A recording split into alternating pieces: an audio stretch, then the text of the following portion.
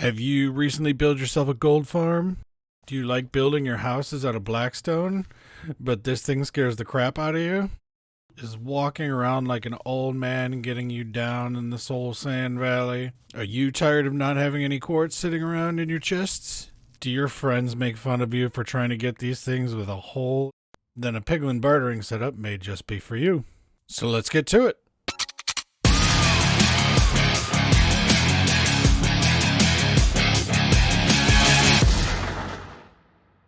Welcome back, ladies and gentlemen, to another one of my 3 levels farms videos. This one is going to be on piglin bartering setups.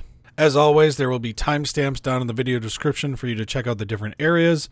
And what we're going to do first is we're going to see a quick edit of the 3 different setups. Then I'll go through the mechanics of bartering, and then we're going to look at each farm individually. There will be a world download down in the video description as well for you to be able to download the world, check these out, take your own schematic, whatever you want to do with that. So let's get into the edit.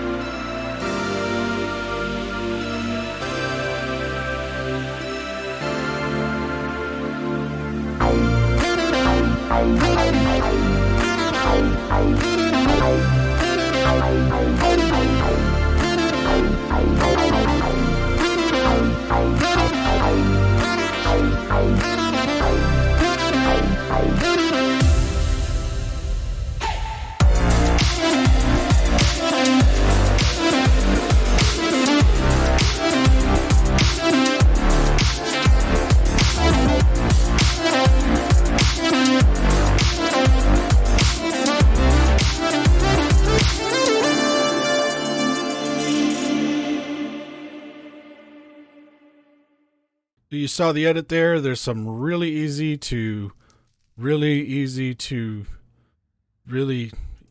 all easy setups. It's just a question of how much effort you want to put into them, in my opinion. I mean, they all keep the piglins in one spot, and then you just press a button and you get free stuff. So let's talk about the mechanics before we get into the farms. Or setups. Are they really farms? They're technically converters because they convert gold to items, but then technically tree farms would be bone meal to tree convert. Oh, whatever. It's a bartering farm. Let's look at it.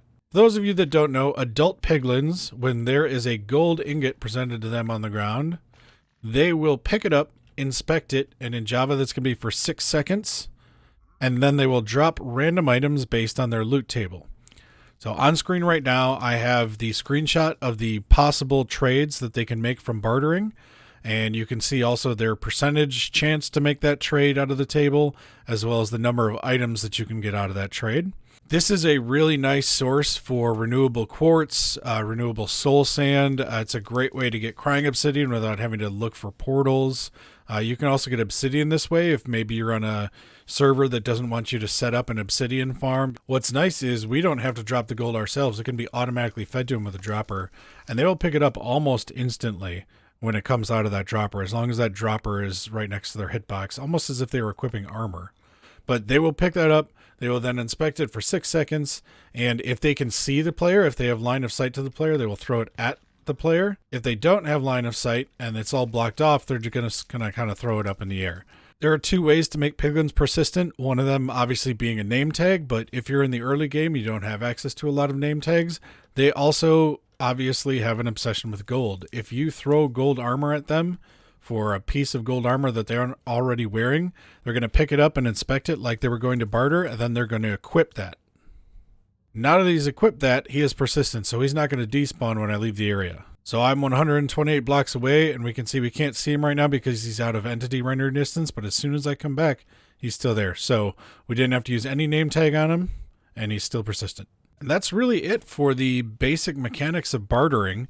I guess the only other thing to talk about is where these guys will spawn. So if you didn't know, they can spawn inside the nether wastes. They have a pretty decent percentage chance to spawn in the nether wastes, although other things can spawn there like gas, magma cubes, zombified pilgrims, all that kind of stuff. They can spawn in the crimson forest, but then you also have hoglins to contend with, but they're going to have a greater percentage chance to spawn in the crimson forest because the only things that can spawn there are the hoglins, piglins, and zombified piglins. And then they also spawn inside of bastions. One other thing real quick before we start getting into them is pacifying these guys. So these guys are naturally aggressive to you unless you are wearing some kind of golden armor. So I've put on those gold boots now, and now he's completely pacified. However, if I open a chest or something around this piglin, he is going to become aggressive to me whether I'm wearing gold or not. And then you can also get them to move where you want them to by tossing some gold on the ground. They're going to run to it, and then just pick it up before they get to it. Otherwise, boats or minecarts will also work for these guys. So these first two designs build in whatever biome you want that has those piglins. The third one, I'm going to say you're probably going to want to build in Crimson Forest, and we'll get to that when we get there. But let's start getting into these farms because these are going to be pretty easy setups. This is about as simple as you can get for a build. I mean, this... 30 seconds to build this, maybe a minute if you're chilling. So we have a piglin sitting in front of a dropper. What's going to happen is he's going to get dropped a piece of gold, do his trade, and he's standing on a hopper, so that hopper picks it up. As soon as there's an item in that hopper, we get a signal out of this comparator, which then turns off this torch. And then once this hopper empties out, the comparator turns off and the torch turns back on, powers this block, which then makes the dropper spit out another piece of gold.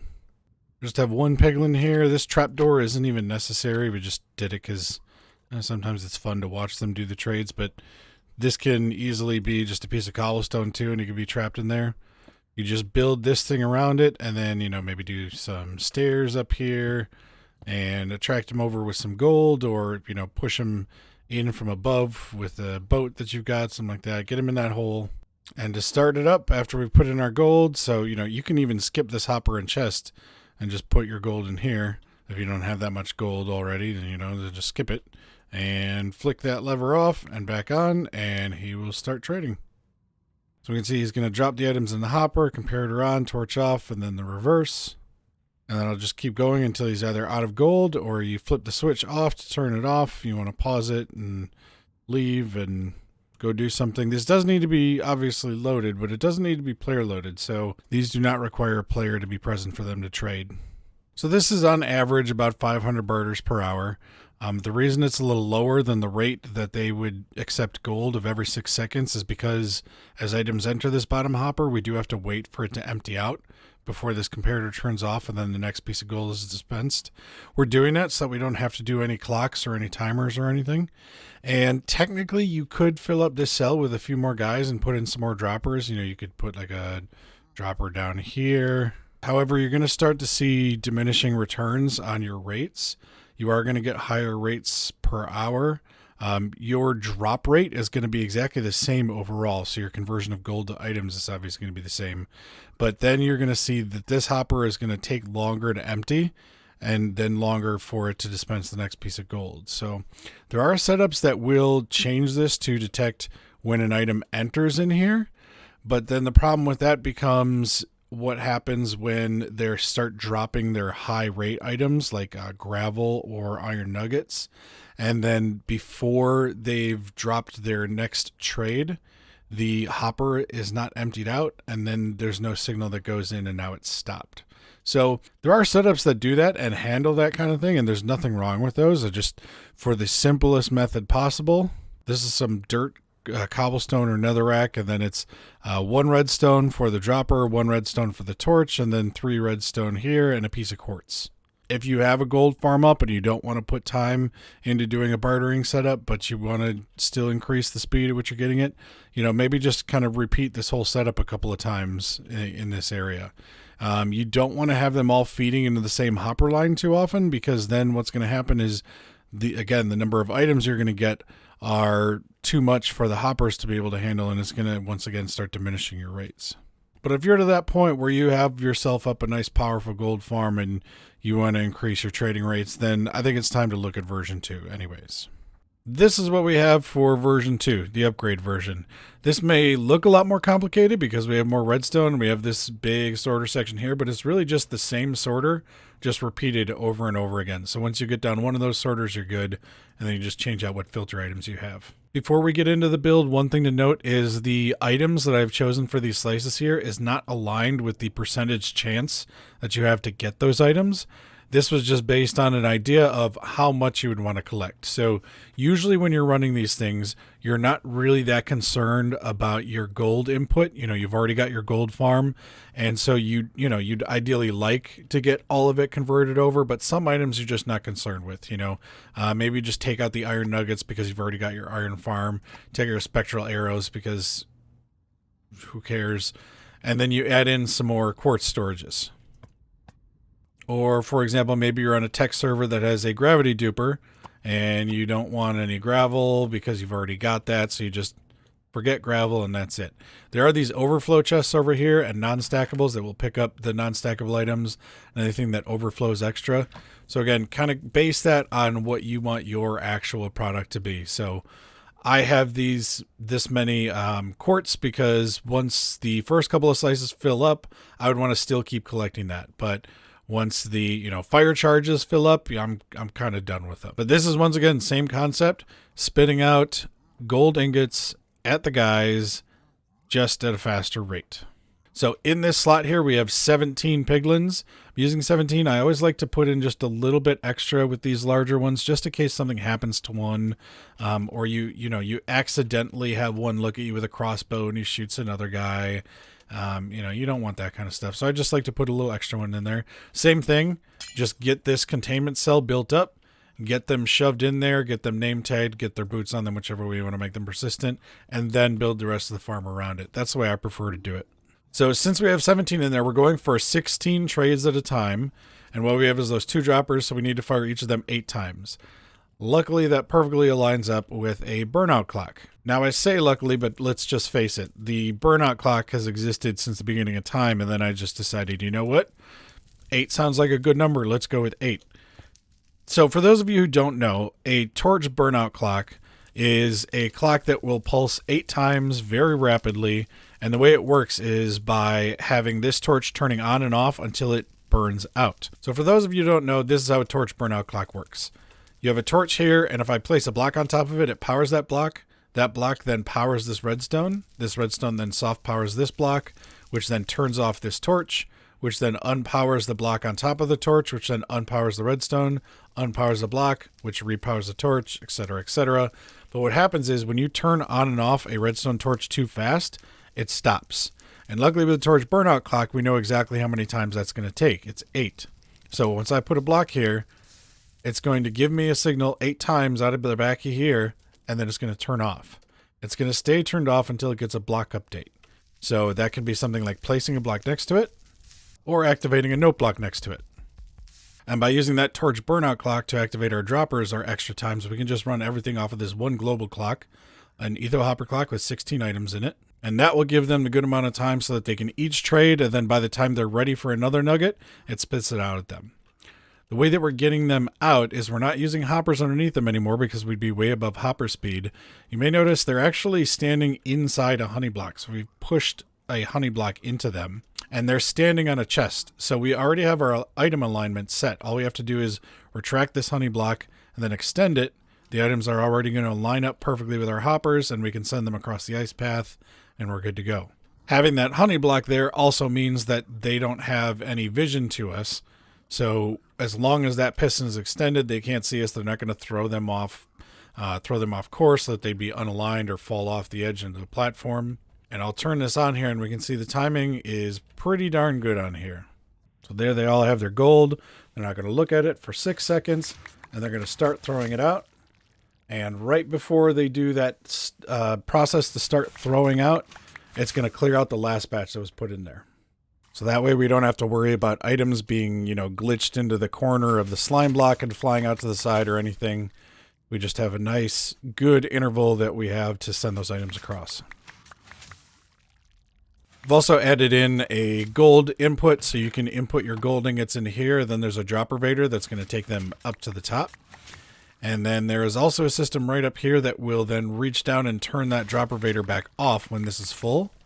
So you can just fill up these top chests, turn it on, and then you can put more gold in down here, and it will feed up as necessary. So that's really it. Still same simple concept, just using the droppers there. But now we've just added in a little bit of engineering to get the timing down and get the items out. You could even replace these item filter just chests with shulker loaders at this point too, but version 2 we really try and focus on not having to have your late game farms up yet, like shulker farms, raid farms, that kind of thing. I'll just turn this off. That'll stop on the next round, and then we'll take a look at version 3. Okay, so this is version 3. It's 90,000 barters per hour. This has got to be like super complicated, right? Wrong. Now how this works is all this machinery around here to feed these guys their 10 times hopper speed gold ingots is just to unload 10 shulkers. So we have 10 shulker unloaders and then a series of hopper chains that lead over to feeding each of these droppers in at 2 times hopper speed for each of the droppers so that it can dispense at 2 times hopper speed. And then our on-off switch here is just leading up here, which then pushes down our observers to make our observer clocks. But there's no machinery for item collection. So we talked before about how if they have line of sight to you, they're going to throw their items at you.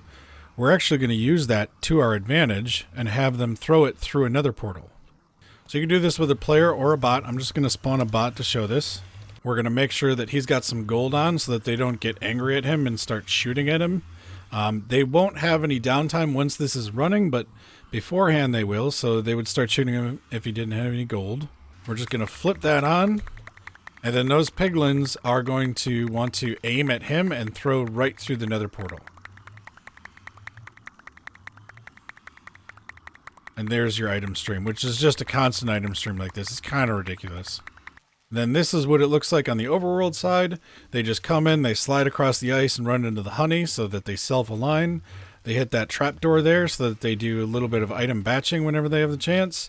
And then it just goes off to the shulker loaders. Now, normally in the approaching OP version, we say let's just throw the single player rule out the window and go for 2 players. However, this is chunk aligned within a 3x3 area around the portal.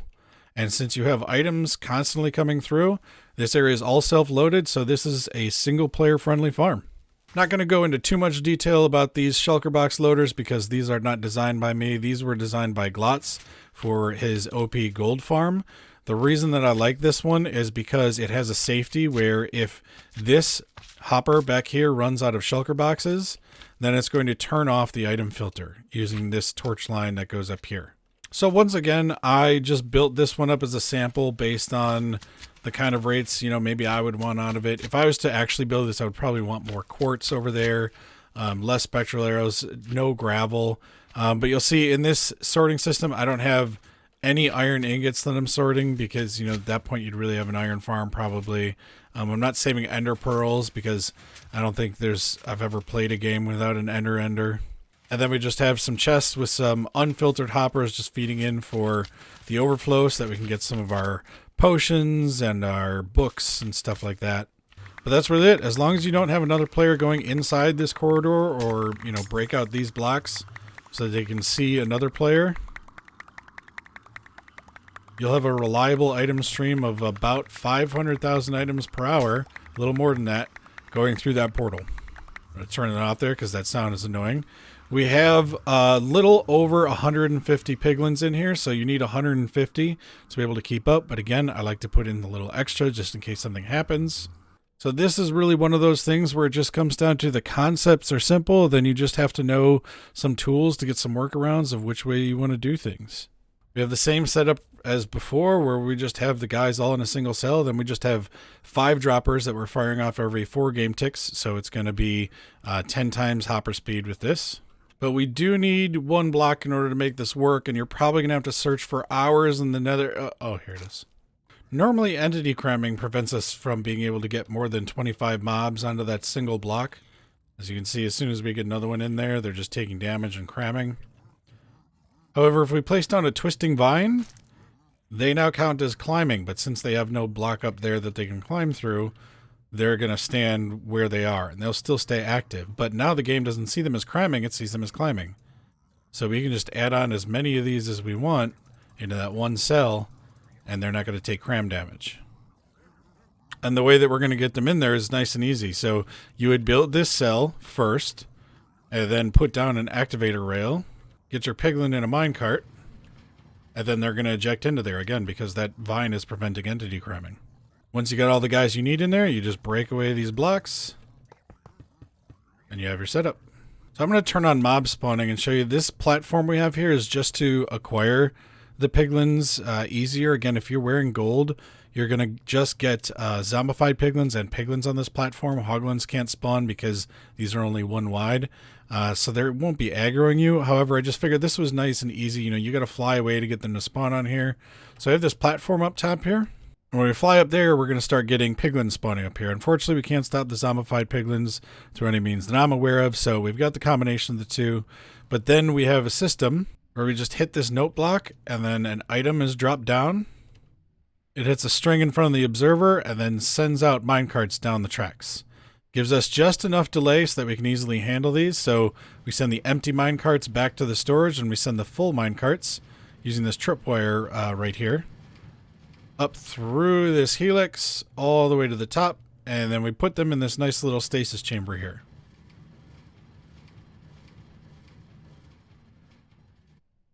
You could build this stasis bigger if you wanted, but I figured pretty much the process is going to be go up top, see that you have a good amount of guys up there, activate the system. It's going to send that signal down using that falling item, and then it's going to collect them inside the hopper minecarts.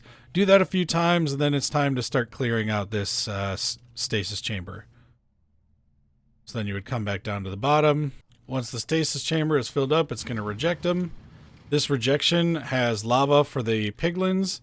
And then just in case there are zombified piglins going through, which you are going to get some, there's this slot right here where they can't actually get to any of the rails and screw anything that you're doing.